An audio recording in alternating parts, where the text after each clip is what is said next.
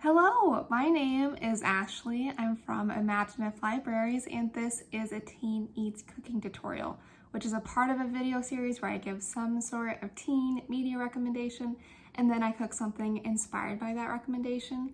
Today, we are cooking from my favorite book series of all time. We are cooking from the Septimus Heap series by Angie Sage. So I am drawing direct inspiration from the first two books of the Septimus Heap series today.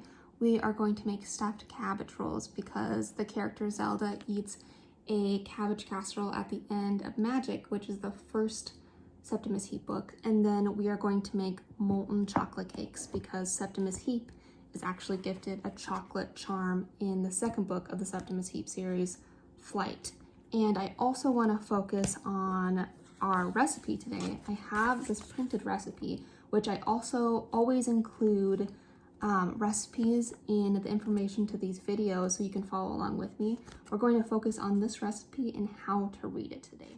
The first thing our recipe asks us to prepare is to actually steam a whole head of cabbage, but I found this hack on the internet that said if you freeze a head of cabbage and then defrost it, then the leaves will hold their integrity but will be soft enough to wrap cabbage rolls. And I did that last night and defrosted this head of cabbage this morning. And as you can see, these leaves are quite soft, but they will be perfect for us to wrap our cabbage rolls. So I'm actually not going to boil this, which is what you would normally do for cabbage rolls, is boil this head. This is already ready, so we need to move on to our sauce that will go over the cabbage rolls. So our sauce is really just a basic tomato sauce, and it calls for onions.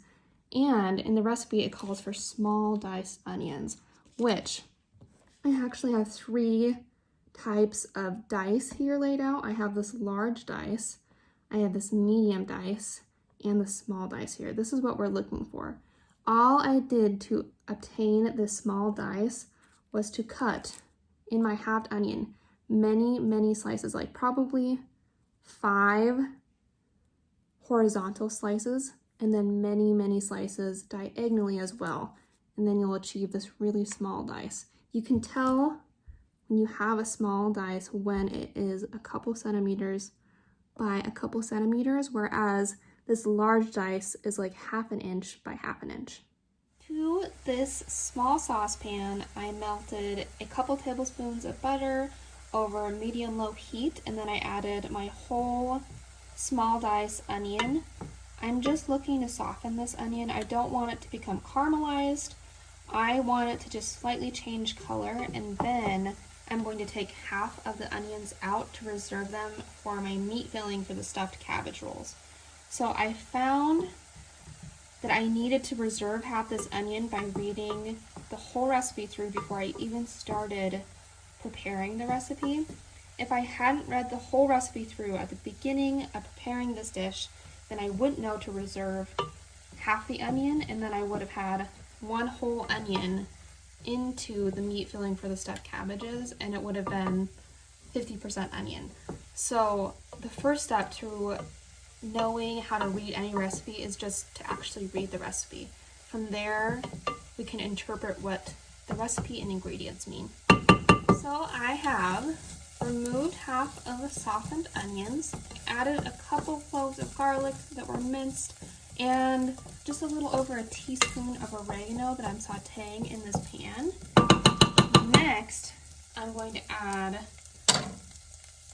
a whole can of whole peeled tomatoes that I'm going to crush right into this pan, and a little over a cup of beef stock. And then I'm just going to simmer the sauce for 30 minutes. It doesn't need longer than 30 minutes. We want this tomato sauce to be super tomatoey, so we're not really going to cook down the flavors. Next, we are going to make that beef filling. It is time to roll up our cabbage rolls. So in this cauldron looking Dutch oven, I have laid out my largest cabbage leaves on the bottom and then spooned a couple ladlefuls of tomato sauce on the top. In this bowl, I have our stuffing mixture, which is ground turkey, small dice, celery, and green pepper, our softened onions, some seasonings, and turkey, and I've just mixed it all together. And traditionally, in these cabbage rolls, which come from like Eastern Europe. There's cooked rice for the stuffing as well, but I have tons of cauliflower, so I've just put in some minced or ground up cauliflower instead of rice, but rice is really good in these cabbage rolls. Now to stuff the cabbage rolls, I have taken out the spiniest part of our cabbage leaves, and starting with that end with the spine taken out, I'm going to overlap a little bit and take sort of like a meatball that's a little over 1/3 of a cup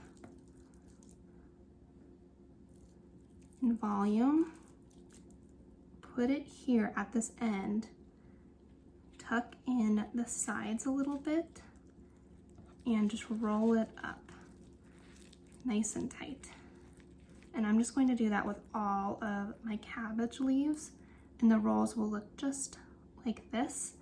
And then, sort of like a starburst, I'm going to layer in my cabbage rolls into this Dutch oven until they're filled to the top. In between each layer, I'm also going to add in just enough tomato sauce to make sure that the cabbage rolls stay nice and moist.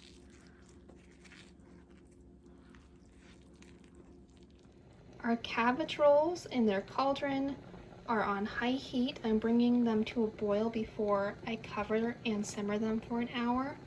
As you can see, I laid a couple more cabbage leaves on top. These cabbage leaves are going to melt into that tomato sauce. These will be done in about an hour. I'm going to reduce the heat. We're going to make our molten chocolate cakes next. It is time to make our molten chocolate cakes. So I've read through my recipe here. There are only a couple ingredients and steps to make these cakes. Essentially, we're just going to beat together some white sugar and some eggs, and then also melt some butter and chocolate together, and then fold the butter sugar mixture into the chocolate butter mixture and pour the batter into our prepared ramekins. I prepared these ramekins with some flour and butter. Why don't we melt our chocolate and butter over a double boiler?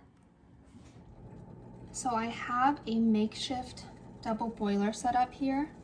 A double boiler is just a pot that has a close-fitting bowl on top of it. I couldn't find my double boiler, so I'm just using this glass bowl over a pot that has about 1 inch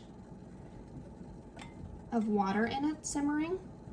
I've melted my chocolate and butter together.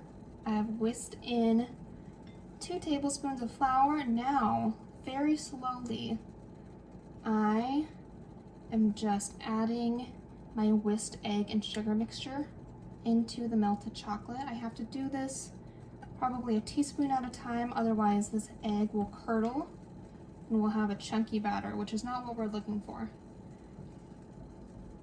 Then when I'm all done whisking in all this egg, I'll pour in our cake batter into those ramekins and bake the molten cakes at 450 degrees for probably 12 minutes. I've upended my little molten cake onto a plate. Let's cut into it together. Ooh, look at the center there.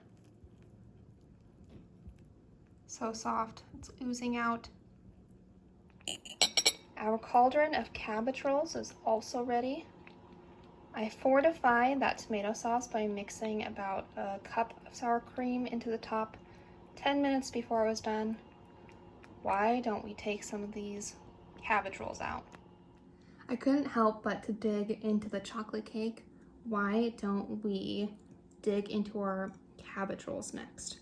So I was able to cut through this cabbage roll with just my fork. The filling here looks so good and it smells great. Thank you everyone for watching. If you are interested in reading the Septimus Heap series, all the books are available on Hoopla, which is free to use through your library card. There are audio and ebook options available. Until next time, bye!